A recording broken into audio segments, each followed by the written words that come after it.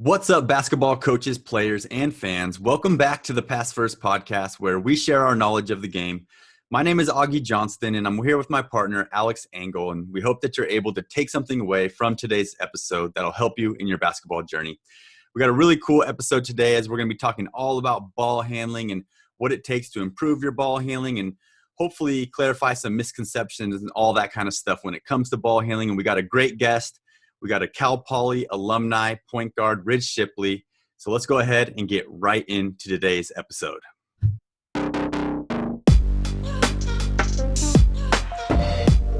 All right, everybody, welcome into today's episode. We got a guest on today. We got Ridge Shipley, Cal Poly alumni, point guard extraordinaire, and now a very popular trainer online and in the area where he trains at. So we're going to be talking all about ball handling today. So, Ridge, first of all, thank you for coming on. And second of all, if you could give us just a 2 to 3 minute backstory about your playing career and then what you're doing now, that'd be great. And you can actually go all the way back to high school if you'd like. Cool. Well, thanks for having me, y'all. Appreciate it. Love to get on here and chat with you guys. Let's start back in high school. I grew up in Dallas, Texas, suburb in Plano, and Carrollton. I graduated from Hebron High School in 2013. I finished out all state my senior year. Cool. A couple of facts. My team went on a 34-game winning streak, which is the longest winning streak we've had in high school history at Hebron, which was really exciting. And then got to take my talents to the West Coast, where I got to really start to learn and enjoy college. And starting to get to know the game a little bit differently. So switching from high school to college was a little bit of a change, but getting to Cal Poly was awesome. So I played 4 years at Cal Poly, went to the NCAA tournament my freshman year, which is very, very exciting. First time in school history. Not sure if they're technically counting that Big West championship, but as far as this goes, yes, it still counts. So 2013, we were Big West champs. And then got to start 3 years and played the point guard position majority of the time, but actually got to interchange between shooting guard and a combo. So I got a lot of really good experience. Finished out my senior year, second team all conference, and just enjoyed my time in the Big West. I learned a lot through playing at a mid-major level and seeing the difference in practices and our schedules. So it was really cool. It was a fun experience. After I finished playing in 2017, I graduated that spring, signed with JCK Sports, and just focused on playing professional basketball. For me personally, I only focused and only had dreams of playing in the NBA. And I guess a lot of people didn't really meet me there. And a lot of people probably thought that overseas was the best option for me. And I totally agree. I probably fit in really well out there, but that just isn't where my sights were set. So I focused on G League stuff. Got a couple private invites to work out with the South Bay Lakers and the Texas Legends. Neither team drafted me in the G League draft. That was a tough one. Finished top 5 for both of their draft prospects. Didn't get the call on the G League draft day. But I had an amazing agent who did a lot of work for me and got a lot of contracts for me overseas. And so still had those on the side, but instead I took a non-guaranteed training camp deal in Halifax, Canada, with the Halifax Hurricanes. And they had just previously won the NBL championship in 2016. So I went out there for a week to do 2-a-days and try to make a pro team, and got down to the last day, made it through 3 rounds of cuts. And then the last day on our inter-squad scrimmage, they said, if you get a phone call before 9 o'clock, you're going home. If you don't, you're staying. You made the team. Got to 9:30 p.m. that night, and I got a call. Thought I was on the team. Went down to the lobby, had my passport and my ticket, and they said, you know what, Ridge, you're good enough to be on this team and be in this league, but we're going to take a 31-year-old over a 23-year-old. And I shook his hand, and that's where Ridge's rhythm and my training began. I was sick and tired of really just seeking external validation and thinking that the only way I'll be happy is if I was in the NBA or if I was in the NBL Canada. because those are the two leagues that the G League coaches had told me, you play well in the NBL, you can come back here on a summer team. They didn't care if I went to Cyprus or, wherever in Spain in some league. They didn't care. They wanted me in a big league, and they wanted to show that I could play. So didn't quite make it, but that started my journey where I'm at today, and I couldn't be happier. I've gotten my power back. I've gotten the love back for the game, and I really did lose a lot of it through collegiate basketball and playing in my career, and that's sad, man. And I want to be a happy person, and you got to work hard to be happy. And so I was just kind of looking in the wrong direction to try to find happiness. So we're here today, 3 years into it, and I do not regret going overseas. I do not regret not taking any pro contracts. I am so happy with my decision in that sense, especially with COVID and everything going on. But I did get a chance to go out to China for 5 weeks and teach at a Li Ning Academy out there in Shenzhen, China, or Chongqing, sorry, not Shenzhen, Chongqing. And that was my experience. And that 5 weeks was enough for me. That was like, Rich, you were so happy you didn't sign an 8-9 month deal to go out to Kosovo or wherever my contracts were, where there's no signal service. Like that 5 weeks was the hardest 5 weeks of my life in China. So I think I made the right decision on not taking those contracts and just kind of focusing on the States. So a little bit of a background story. Nice. Hopefully that answers. Yeah.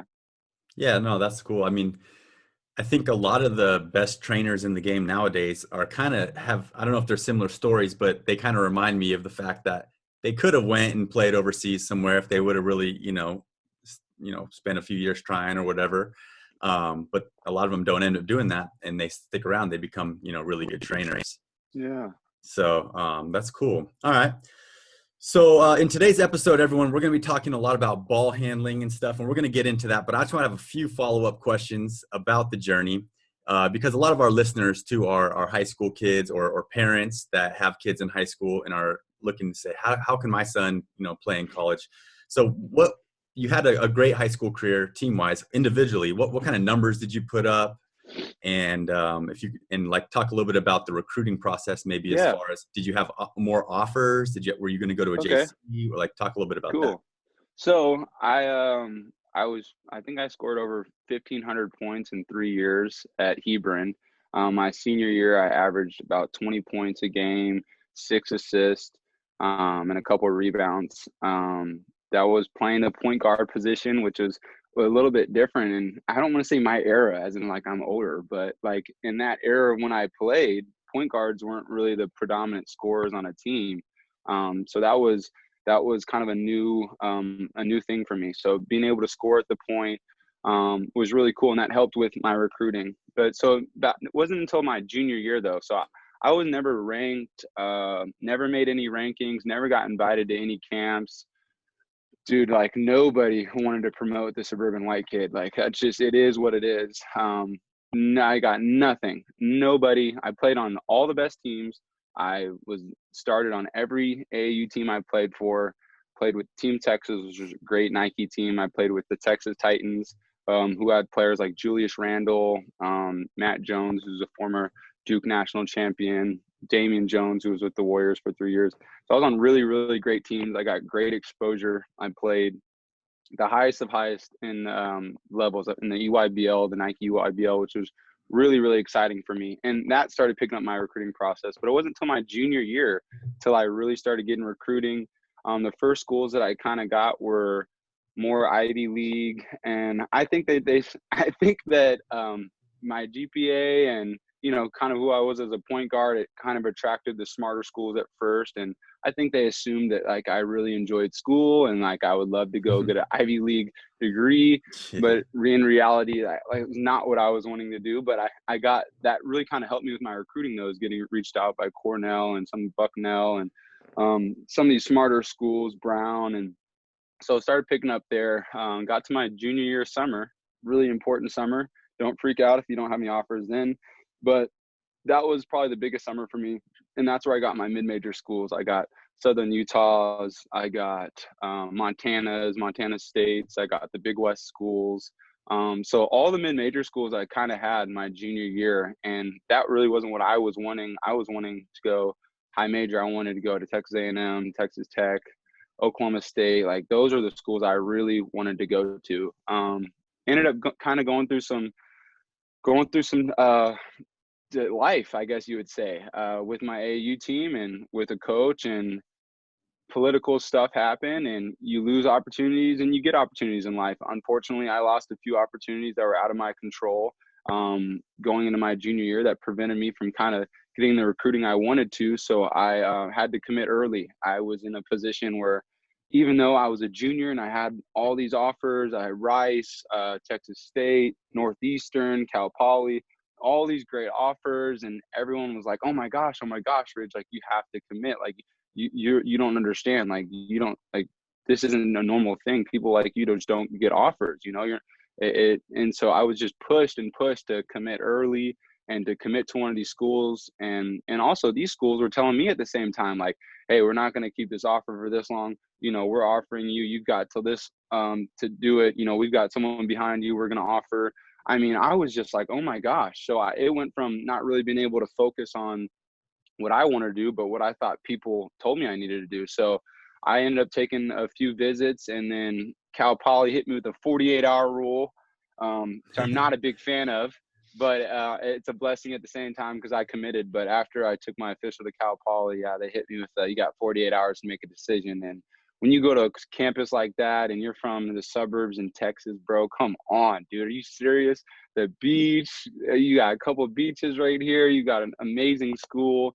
And so I definitely handled that commitment in that less than 48 hours. And that actually, in turn, kind of sparked interest from higher major schools. So going into my senior year, again, I was unranked. I went into my senior year and I finished being the second ranked point guard behind Andrew Harrison in the state of Texas, and then first team All State. And all four guys that were with me, first team All State, were SEC, Big 12, Pac 12, and Big 12. And so that put a chip on my shoulder, and that kind of started to get some bigger schools to start recruiting me. They wanted me to get out of my commitment with Cal Poly. And at that point in time, just with me and my family, we were pretty, wanted to be honest with our word, and our word meant something. So decided I wanted to really try to change the culture at a school like I did previously in high school. And Hebron, the high school that I went to, was a predominant football school, and didn't do too much with basketball. And I thought pretty similar to Cal Poly. It was just a great school, and basketball hadn't done too much. And man, I have the confidence to want to come in and try to change a program. So those are my that was kind of my thought process going into it. Nice. Yeah, and I mean, we talk a lot on the show about finding a good fit, and it seems like Cal Poly was a good fit for you, starting 3 years. Being floor general, having the ball in your hands. So that seemed like a nice fit. So all right, let's go ahead and dive. I made it work. Yeah. Okay. I made it work. Yeah. Yeah, made the best out of it. There you go. All right. Well, let's talk a little bit now about the ball handling stuff. So I'll play a little bit of devil's advocate here in this first question, as far as ball handling goes, because I'm a high school coach now, and I love players that can dribble the ball, but to me, it's not that important. Like, I'm looking more for guys that can pass, guys that can shoot, the guys that can just play fundamentally sound. So how important is ball handling for players? Okay. So I'll change the verbiage a little bit if that's okay with you, because I agree. I think ball handling is kind of something that you don't necessarily need and people overdo. What I started focusing on and changing the verbiage is start talking about relationship with ball. And I think relationship with ball is far more important than ball handling nor anything else on the court. And that's what I noticed, because I started working with kids, and I noticed how much I dribbled in high school and a little bit to college. And I will say my college experience helped me not dribble as much, because I was getting into that, this and this. And yeah, not everyone can do it, but it's not very productive. You're not getting to space. You're not challenging the defense. So I will agree with you in that sense that ball handling specifically, I don't think is as important but the relationship. So when I say relationship, it'd be like the comfortability that you have with the basketball. You want a player to feel comfortable with the ball, because you can make decisions when you're more comfortable. A lot of kids get wound up, or they get stressed out, or they have some anxiety with the ball. It's a shaky relationship. Everybody that comes to work out with me, I focus on your relationship. How are you when your eyes are away from the ball? Is your hand still meeting the ball? Does your hand get the ball naturally? And in a good relationship with a good partner, you've got trust, you've got communication, you know where that person's going to be. You're kind of following their thought process. The ball kind of has a mind of its own in a way. And for you to be connected with it, I think is more important. So I guess that might change up your question a little bit, that it's not ball handling as much, but more as a relationship with the ball.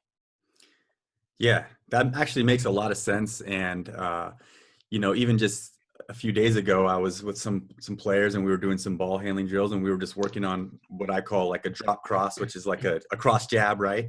Mm-hmm. And you've probably taught players that too. And it's so weird how some players can just do it naturally on like the first Yeah. try, and then some players by the end of the workout still can't do it. Yeah. And we're like, what is that? And so you saying, your relationship with the ball kind of reminds me of that. Is that kind of what you're talking about? Yeah, definitely. And the relation to form a relationship, few things that I think are important are timing. And especially with the cross jab, man, timing is so important. And you're right. There's some kids that come to me and I tell them to do this and they just get it. They just understand it inherently. They have it in their DNA to understand that timing. Whereas others, the timing just doesn't come as natural. And that could be whether their hand meets the ball too quickly. They don't understand to let the ball flow or manipulate. And some kids just do it naturally. And then sometimes you kind of have to explain it a little bit longer. But cross jab is a great exercise. And what I like to focus on is connecting all three B's: brain, ball, and body. So cross jab, you've got to have a great connection with body and ball. So I hear you on that one. Yeah. Okay. Cool. So, I've seen I guess it was a Ball is Life or a Hoop mixtape Yeah, of well, ball's yourself. live Ball is actually. Life. Okay. Yeah, I've seen the video. It's got a bunch of views, and it's you Yeah. just putting the handles on display 100%. So, talk about your personal development as a player, and like I'm talking about, we're talking sixth grade, seventh Yeah. grade now. And some of the trainers and stuff that you worked with back then, and just some of the stuff that you guys were working on. What helped you? Yeah.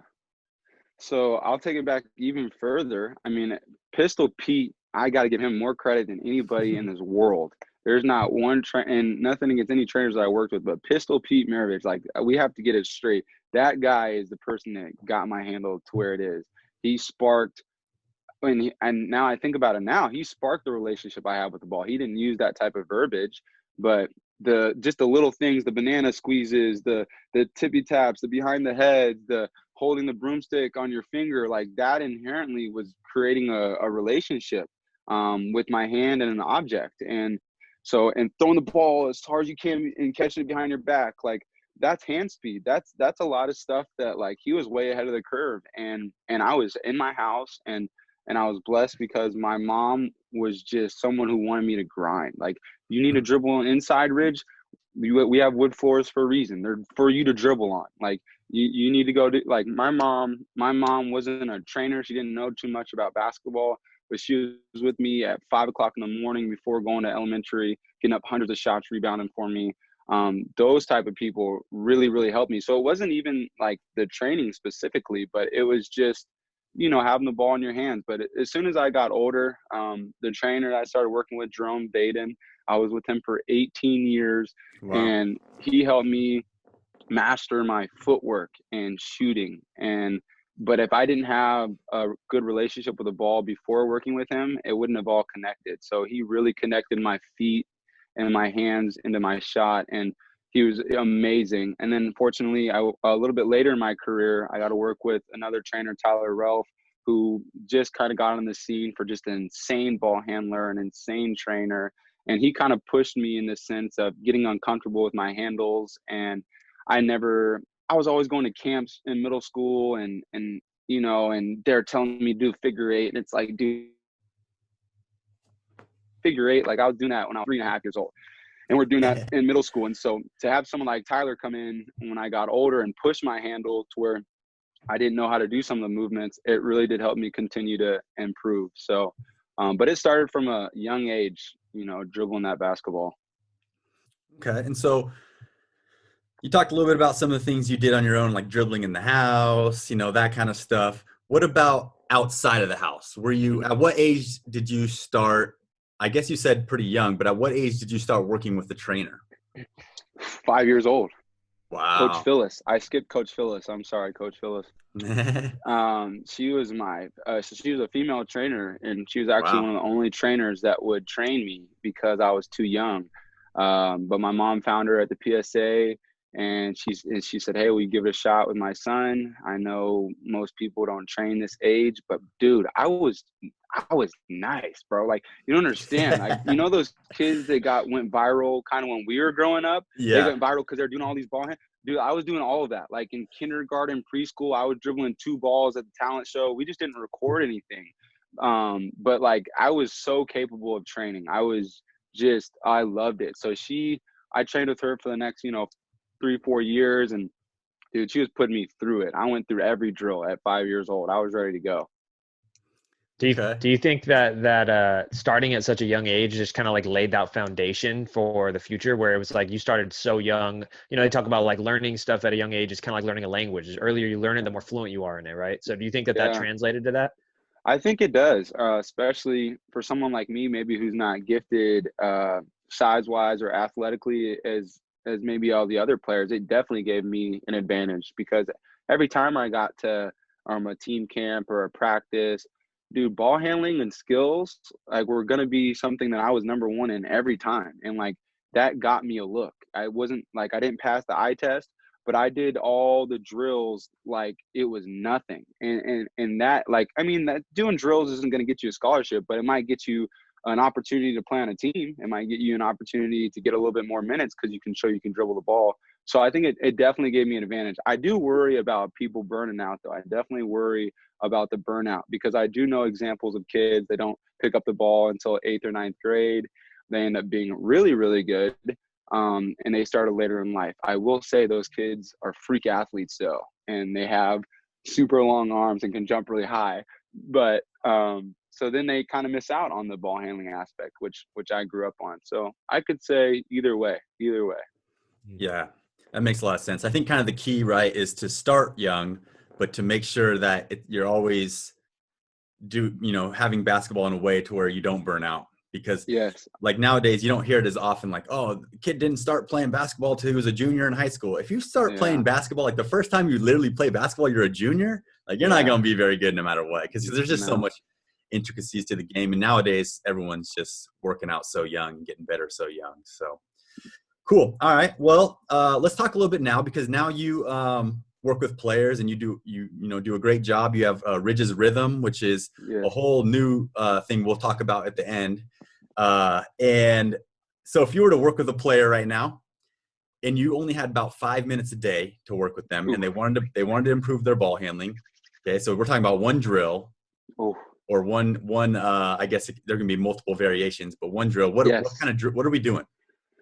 Oh, we are doing what I think is like the best ball handling warm up ever. So I started 2 years ago. First, I started Ridge's Rhythm based off of timing, instrumentals, music, getting people to follow a rhythm, understand timing, and that was cool. And then recently, which I would choose to do this drill is what I call my hand clap methods or distraction claps, which is being able to take your hand off of the ball, meet for a clap, and then hand has to meet ball again. So you're constantly having to find ball, have your touch, but also be distracted by these claps. And so what I love to do in the first 5 minutes is like I almost want to feel like I'm sparring with my player. We're here, we're here, we're here. We're doing my right hand, we're going left hand, we're going crosses. Everything's very quick, it's up tempo, it gets you going. Obviously, we'd have to lay a foundation with that player first to kind of go through it in that kind of sparring type of technique that I would like it to be. But though those 5 minutes, I'm doing my hand clap method. So that is crossing between the legs, and every time you cross or dribble, you have to take hand off ball. I can sit there and ask you to cross the ball over side to side 50 times. You probably won't mess it up. But if I ask you to cross and stick your hand out and clap my hand between, you're messing up 5 times. How do you mess up on a crossover? Well, you Mhm. definitely can. When you're distracted in a game, when a player is trying to get up and you take the ball, it just starts to get your body engaged. So hand clap method, distraction clap. I'm trying to trademark it. I'm having a real tough time, but that's exactly what I would do. Nice. I like that. I like all kinds of drills that are challenging, right? So I think as a player too, you want to be challenged, right? You want to go to a workout where you might not be able to do it the first day, and to see that improvement. So okay, cool. I like that. Let's dive just a little bit into Ridge's rhythm, and just go ahead and give us the quick little backstory about what that actually is, and why it's beneficial. Cool. Ridge's rhythm started again after I kept hearing a bunch of no's in places I wanted to hear a bunch of yeses, and so that kind of got me to move to a passion, and that passion was dribbling a basketball. And I didn't realize that it was going to turn into helping other people dribble a basketball. I was just on a road trip home from College Station with my sister, listening to some music, feeling the music like I always do, and realizing, oh, my hand can go with the music. Oh, whoa, imagine if I put a ball in my hand. Next morning, probably spent the next 3-4 hours in my garage with the speaker trying to dribble to every hip hop song there was that was coming out. And I felt a really nice rhythm with the ball. I knew that you had to be able to have a good handle to stay on rhythm, but I realized it's very challenging. And so that kind of sparked me to get into training in general, because I felt that a lot of kids, specifically from the suburbs where I came from, tend to be a lot more robotic and less fluid. And that's what I found was like, well, this might be my thing. I mean, I don't see a lot of people increasing the fluidity of a player. I see a lot of people working on stuff and trying to drill things into them, but I didn't see it come out smooth. I didn't see it come out. I saw it too like robotic. I'm going to do this. Oh gosh, it is hard to watch. And so I realized, well, we need to get a little rhythm to it. You know, I can dance. I got a little something in me. And so I was like, how can I dribble with the ball? How can I make things harder for people? And when I got really good feedback from players and the people that I started bringing these instrumentals in for, it really made me feel like, hey, I got a place here in training. You know, it's not just about being a trainer. Like for me personally, it was like having pride behind what I wanted to do. And like, if I was going to be a trainer, like my mindset personally is like, how can I distinguish myself? How can I be the best trainer in what I'm doing? Not worrying about talking people down or saying this training isn't good, this training. How could my training just be viewed as something that could really help a player, that's really beneficial, that I'm not duplicating or bringing from someone else? And that's where I just challenged myself personally to try to create a business, to try to create a culture, just an unorthodox way of training to where I could really connect your body and brain with the ball. And from there, I just started seeing a lot of good progress with kids. I saw confidence improve. What I also focus on with these timings and these dribbling drills is increasing your flow state. And that's something that I don't feel like is talked enough about or is taken into the training sense. You can train your flow state. You can train to improve flow state. A lot of people in the league right now that, you know, average 20 plus points a game, or pretty much anyone that averages 20 plus points a game, experiences some type of flow state. And they might not be aware to it. If you talk about it with them, they'll be like, oh, I was definitely in flow. Like when the ball comes out of your hand, you don't think about it. It's bottom of the net. You didn't even have to look. That's flow. You're subconsciously in your game with no fear, with nothing that's going on. Very hard to do at each level. I feel there's more voices in your head. There's more pressure.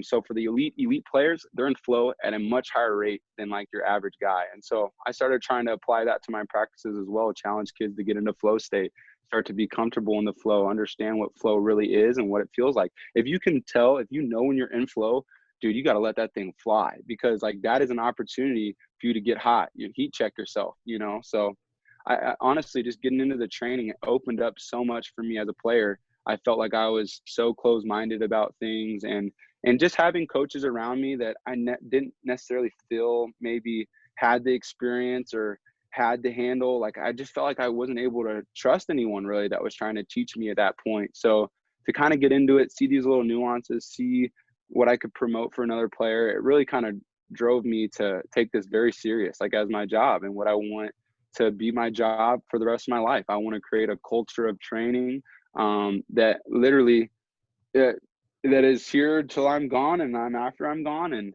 then my drills are like the mic and drill. That's how I feel. You know, I want my hand clap method. I want that to be the next mic. And hey, go do your mic and drills. Make sure you knock out your hand clap right after. I want it to be like that.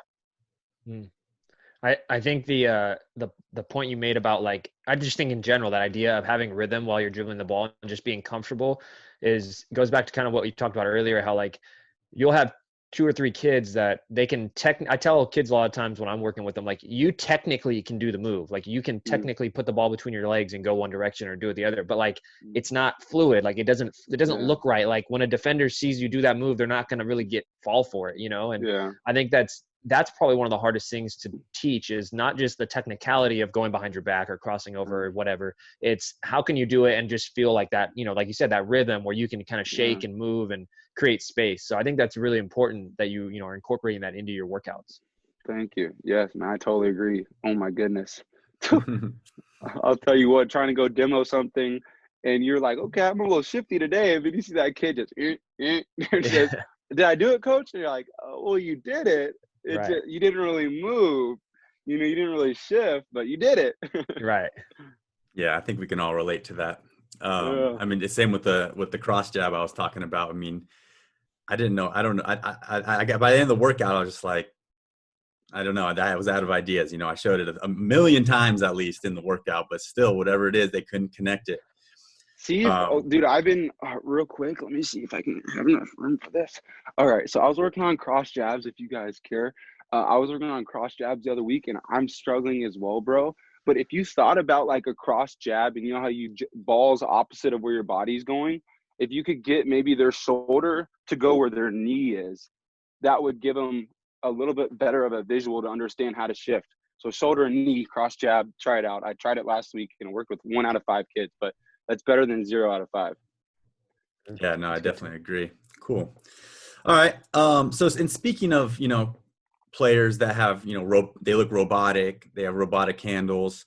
What about the players that don't feel comfortable? Because even in our last episode, we were talking a little bit about point guard skills and stuff. And I mentioned that back when I played point guard, I was the type of point guard that hated to get picked up full court because I didn't feel comfortable. And a lot of players feel like that. They don't want to put it down on the deck. So how can we help players improve with their confidence and just their ability to feel comfortable with the ball? Yeah, no, I mean, I think I think a lot of kids struggle with that. And I think if I didn't grow up in the environment that I did, where I was the only white kid in the gym and I had everyone rooting against me, and I had every parent tell their kid to pick me up full court from 3rd grade till on, I would never have been comfortable with it. So literally, if it wasn't for parents going up and down the sideline yelling at me because their son was supposed to clamp me full length of the court from 3rd grade on, like I finally had to get like some kind of pride about it. It was like, okay, if I beat this guy down the court, like I'm good. I'm gonna look at those parents and wave at them. Like I had to find confidence in those games where I was like, look, everyone is against me at this point. So instead of being uncomfortable, I was like, all I have to do is just get past half court. And I just did something that no one thought I could do. So it started like with little things like that for me, like just get past half court, get him on your back, turn him a couple times, give him a look when he goes for something, see if you can get into him a little bit. Then I started realizing on the basketball court, you can kind of get away with a lot. You can kind of talk a little trash. You can say some things that maybe you wouldn't say on a street corner to some people, and you can get away with it. So I started having a little bit of fun, and I started growing a big chip on my shoulder.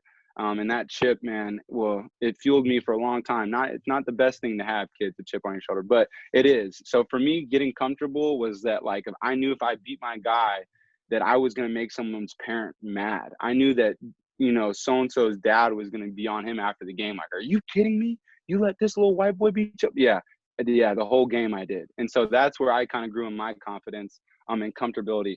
But even when I got older, I mean, I thought the pressure would stop. It only kept going. I mean, it went more and more and more. So it's hard to say how to get comfortable in those situations. I guess it's got to be a mindset. It's got to be your experiences. I think you need to get your butt whooped a couple times, getting picked up and realizing that that's embarrassing. Like that's humiliating. I remember if I ever lost the ball in the backcourt, I was humiliated. I never wanted to lose the ball. I never wanted to get ripped. Those are things that just my pride would not let go of. So, but hey, I need to figure out a better way. There's a lot of kids still to this day, man. They turn their back to the defender, and that's their best chance of getting down the court, is not squaring up face to face. So I need to Okay. work on that as well. Yeah, I mean, I think just in your explanation there, I mean, I was maybe part of the reason I never got comfortable bringing the ball up against pressure is because I wasn't getting picked up full court from third grade. Like Yeah. that's a lot of experience by the time you got to high school or even college, Yeah. of getting picked up full court. So, that just in my head, I'm thinking, okay, next time I have two players that are point guards and we're working out, we're for sure doing a full court, you got to bring it up against pressure because I Yeah. can imagine that just doing that every workout by the time season comes. I mean, you've seen it 100 times now instead of like my situation where I've seen it 0 times and all of a sudden now I'm getting picked up full court and Yeah. as a freshman in high school and I'm, uncomfortable. So Yeah. cool. Yeah. Those life scenarios, right, I think are huge in a lot of aspects of basketball. Like we don't get enough of that where it's the in-between, but between skill development, playing pickup, like where's the small, Yeah. the little small-sided game where you're just working on getting picked up full court. So I think Yeah. it's a good tip. Yeah. Okay. We got about one more question, and it's not specifically Cool. about ball handling, but I thought since we had a great point guard on the show that we would talk a little bit about ball screens since everybody is Cool. running ball screens nowadays. So Yeah. if you are working with a player nowadays, what are some of the things that you would have them work on when it comes to ball screens? So I would say, be patient for the screen. That's something that I really, really learned in college because you can get called for a moving screen and that was going to be my fault. Like I left early and made my big man move his foot, So being patient is the first thing. Being comfortable with that pressure as a defender. And if I see a ball screen coming, I'm going to want to press up against you because that's how a good defender plays. You want to eat that space before a screen comes. So it's allowing them to understand that there's pressure that's gonna come. So it's being able to square through that screen. So if I have a screener, it's being able to stay square till the screener gets there. And then it's a chess game for me. Depending on how that defender's playing you, I encourage my players to split that defender in half. So take their whatever their non-plant foot is and split that person down the middle because they won't have the same balance as if your feet were squared and they could press into you. I always encourage your opposite plant foot to be forward. So that kind of works as like a pivot to move that defender, whether you need to jab their top foot or you need to split them to put their pressure on their heels. It's just to create a little bit of a gap. So first thing, like I said, is patient for the on ball. Second thing is to be able to stay square before you move off the on ball. Then we need to use that opposite leg to move your defender. From there, it's just a chess game. You can jab, you can turn dribble out of it, you can set a rescreen.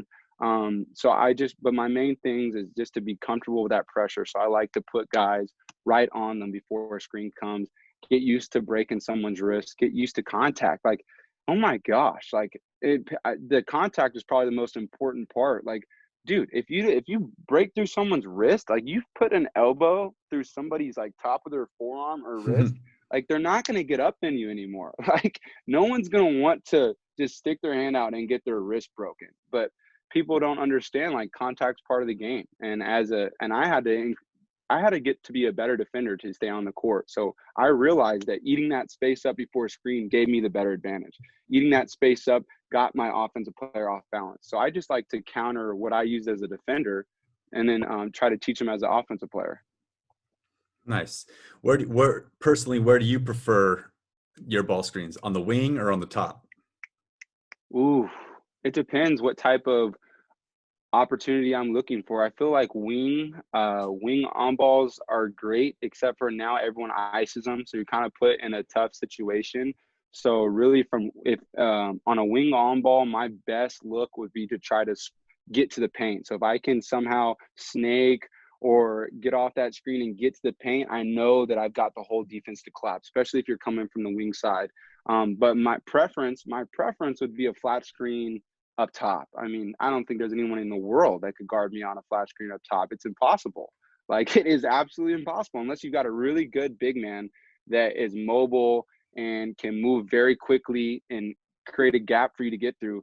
But a flat screen up top, I'm taking that 10 out of 10 times and I'm scoring 9 out of 10. Very nice. Okay, last question since we're still on the topic of pick and rolls. Any tips for what to do against when you're getting iced? Ooh, yes. Again, be patient. I'm telling you, like as soon as ice happens, I see a lot of players are already they just hear like the opposite team, ice, ice, and they're getting concerned. I'm like, that they're concerned about you. Now you're concerned about them. You need to keep it them concerned about you. If you understand like that concern is going to allow you to do more. Now they're focused on you. A lot of players are concerned with the defense. So when you get into the ice situation, that means they're concerned about you. So stay confident, stay patient, and then work to space. Space is the best thing you can do. The only time you don't want to work in the space is if you're trying to change an angle or get by somebody. So your best opportunity for an ice, I think your first and best opportunity is to take a one dribble right in that space and shoot it. And hopefully you make it, because your coach will probably tell you it wasn't a good shot. But if you do hit it, then that space, now that those defenders are going to react differently. Like, that was too easy. That was just a one dribble jump shot. Now their coach is going to be like, guys, that was way too easy. Now they're going to jump a little bit more. Now you have a chance to attack an ice. But ice, it's very hard to play out on ice. You got to be a really good player. Okay. I'm going to hit you with one final question before we wrap it up. And that's just, what is your favorite dribble move? Oof. I would say like the action of the ball just hanging in the air. Is that like a move? Like Hesitation? it's almost like a hesitation, but it could be hesitation to shot. I would say hesitation. How about that? Because I can Yeah. use it in so many different ways. Hesitation, awesome. Okay. That's my favorite. Cool. Well, hey, I love that. We work on that actually last practice as well, into the hang There we dribble go. jumper, into the There we go. Iverson, into the, explode by. Yes. Cool. All right. Well, thanks for joining Yes. us today and sharing all your knowledge. Man, thank you for having me. I'm just trying to grow in my knowledge, y'all, for real. So this is cool. I love talking about it. Sweet. And all right, thank you for everybody that was watching this week as well, or listening. And if you like today's episode and you're watching on YouTube, make sure to hit that subscribe. If you're listening on iTunes or Spotify, you can subscribe there as well. We come out with a new episode once a week, and we hope to see you guys in the next episode. Peace.